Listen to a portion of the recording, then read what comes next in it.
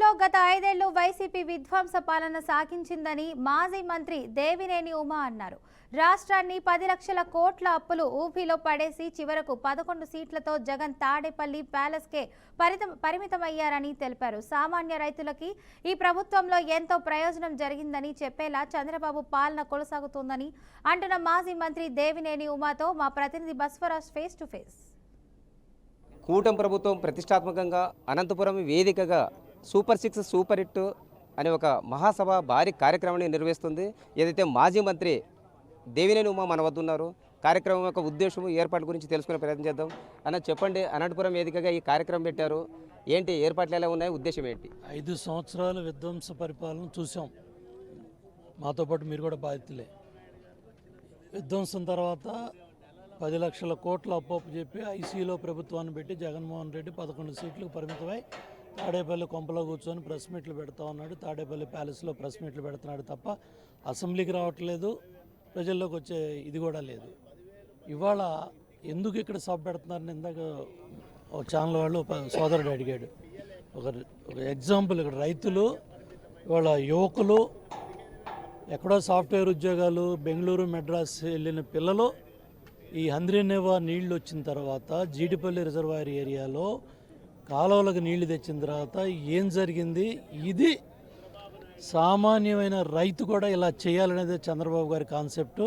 మీ మేలు వల్ల ఈరోజు పంటలు పండుతున్నాయి, రైతులు బాగుపడుతున్నారు అంటున్నారు. మీ ఆనందాన్ని ఎలా వ్యక్తపరుస్తారు? చంద్రబాబు నాయుడు గారి దూరదృష్టి, ఆయన విజన్.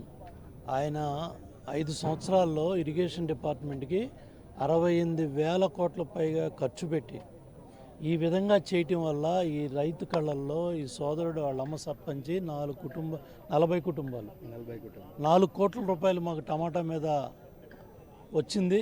గర్వంగా ఇక్కడ కృతజ్ఞత చెప్పాలి. రేపంటే చంద్రబాబు నాయుడు గారు చెప్పడానికి ఇక్కడ సెక్యూరిటీ ఇవన్నీ ఉంటాయి. ఇవాళ ఇక్కడికి వచ్చి కనపడి ఆ కృతజ్ఞతను తెలియజేశాడు రైతు. అది ఈ జిల్లాలో ఈ కాలువ పక్కన ఏ రైతుని కదిలిచ్చినా ఇలా చెప్తారు. నేతలుగా మీరు చెప్తున్నారు ఎంతో మేలు చేసామని, ఒక రైతుగా ఆయన చెప్తున్నాడు ఆనందం ఉందని. అయితే వైసీపీ నేతలు ఇదంతా కాదు, అన్నదాత నట్టేట ముంచారని, అన్నదాత పోరని ఒక కార్యక్రమం చేశారు. ఎలా చూస్తారు?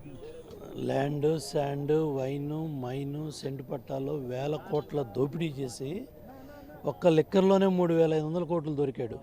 130 కోట్లు ఆల్రెడీ రికవర్ అయినాయి. దొంగలు అచ్చూసిన ఆంబోతుల్లాగా బయటకు వచ్చి రొమ్ములేరుగా తీసుకొని ఇంకా సిగ్గు లేకుండా 100-120 రోజులు జైల్లో ఉండి బయటకు వచ్చి మాట్లాడే మాటలేంటి? అక్కడ జైలులను తిడతా, అధికారులను తిడతా, పోలీసులను తిడతా,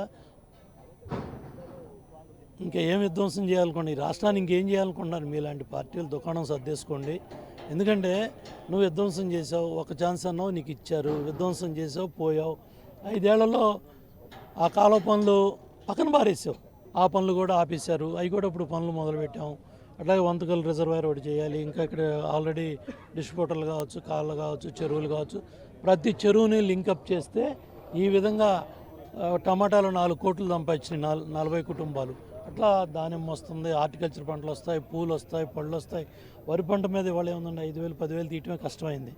ఇవాళ హార్టికల్చర్ మీద బెంగళూరు మార్కెట్ ఉంది, మెడ్రాస్ మార్కెట్ ఉంది. ఏ ఊరు నుంచైనా 3-4 గంటల్లో మేము కార్గో బెంగళూరు ఎయిర్పోర్ట్కి వెళ్ళగలం. సో రాబోయే రోజుల్లో ఇది బంగారం అవుతుంది. అందుకనే గర్వంగా, ధైర్యంగా చేసిన మంచి పనులు చెప్పుకోవడానికి రేపు ఈ సభ ఇక్కడ పెట్టాం. 45,000 కోట్లు పెన్షన్లకి డబ్బులు ఇచ్చాం. ఇన్ని ఆర్థిక ఇబ్బందుల్లో కూడా చంద్రబాబు నాయుడు గారు కాబట్టే కేంద్రంలో మోడీ ప్రభుత్వం మోడీ గారిని ఒప్పించి మంత్రులతో మాట్లాడి ఎక్కడికెక్కడ 10 లక్షల కోట్ల పరిశ్రమలు, ఐటీ కంపెనీలు తీసుకొచ్చారు. మళ్ళీ అవన్నీ వేగవంతం చేసి పనులు చేస్తే వాటి ద్వారా వచ్చే డబ్బు, జిఎస్టీ, ఇవన్నీ కూడా రేపు ఇంకా మనం మిగిలిపోయిన పనులు, అభివృద్ధి పనులు, రోడ్ల పనులు ఇంకా వేగవంతం చేసుకోవచ్చు. అట్లాగే అన్నా క్యాంటీన్లు పెట్టాం. 1 కోటి మంది మహిళలు బస్సులు స్త్రీశక్తి బ్రహ్మాండంగా వెళ్ళి జిల్లా అంతా తిరిగి ఆర్డిటి హాస్పిటల్కి వెళ్తూ ఉన్నారు, పుట్టపర్తి హాస్పిటల్కి వెళ్తూ ఉన్నారు, పట్టణాలకి నగరాలకి వెళ్ళి సామాన్లు తెచ్చుకుంటున్నారు, నిత్యావసర వస్తువులు తెచ్చుకుంటున్నారు, కూరగాయలు తెచ్చుకుంటున్నారు. కుటుంబానికి ఆర్థికంగా ఒక 5,000 నుంచి 10,000 మేలు జరుగుతూ ఉంది. అంతకన్నా ఏం కావాలో? కుటుంబంలో, మధ్యతరగతి కుటుంబంలో, పేద కుటుంబంలో 5,000 10,000 వెసులుబాటు వచ్చింది. ఇవన్నీ కూడా గర్వంగా చెప్పుకోవడానికి రేపు వేదిక. తల్లికి వందనం బ్రహ్మాండంగా 2, 3, 4, 5 పిల్లలు ఉన్న వాళ్ళు కూడా ఇచ్చాం. అలాగే అన్నదాత సుఖీభవ 7,000 రూపాయలు ఇచ్చాం. మళ్ళీ 2వ విడత 3వ విడత కూడా ఇవ్వబోతున్నాం. 3 గ్యాస్ సిలిండర్లో ఆల్రెడీ 2 వెళ్ళిపోయినాయి, ఇంకోటి ఇవ్వబోతున్నాం. సో ఇవన్నీ కూడా జరుగుతున్నాయి. చూసి వారోలేక తట్టుకోలేక ఏడవలేక ఆ దోచుకున్న డబ్బు అంతా కూడా పెట్టుబడి పెట్టి మళ్ళీ బయలుదేరాడు. అది కూడా ప్యాలెస్లో కూర్చొని ప్రెస్ కాన్ఫరెన్స్ పెడుతున్నాడు. వీటన్నిటికీ సమాధానం రేపు వస్తుంది. అయితే తాజాగా ఉక్కు స్టీల్ ప్లాంట్ గురించి అంటే ఇది ప్రైవేట్ పరం కాదని గతంలో కూటమి చెప్పింది. ఇప్పుడు లోపల ప్రైవేట్ పరం జరుగుతుంది. మినిస్టర్ అక్కడ శ్రీనివాస్ వర్మ కూడా కన్సర్న్ మినిస్టర్ ఉన్నాడు మన రాష్ట్రం నుంచి. అతను చాలా క్లియర్గా క్లారిఫై చేసి చెప్పాడు. సో అటువంటిది ఏం జరగట్లేదు. అక్కడ దగ్గర 12,000 కోట్లు తెచ్చి కూడా స్టీల్ ఫ్యాక్టరీకి సంబంధించి అన్ని కూడా జాగ్రత్తలు తీసుకున్నారు. అటువంటిది విశాఖ ఉక్కు, ఆంధ్రలో ఉక్కు. ఆల్మోస్ట్ లిక్కర్ కేసు క్లైమాక్స్కి వచ్చింది కాబట్టి మీరు అన్నారు కాబట్టి అంటే జగన్ అరెస్ట్ కాబోతున్నారు. దొంగలు ఉన్నారు, ఆ దొంగలు కూడా బయటకు వస్తారు.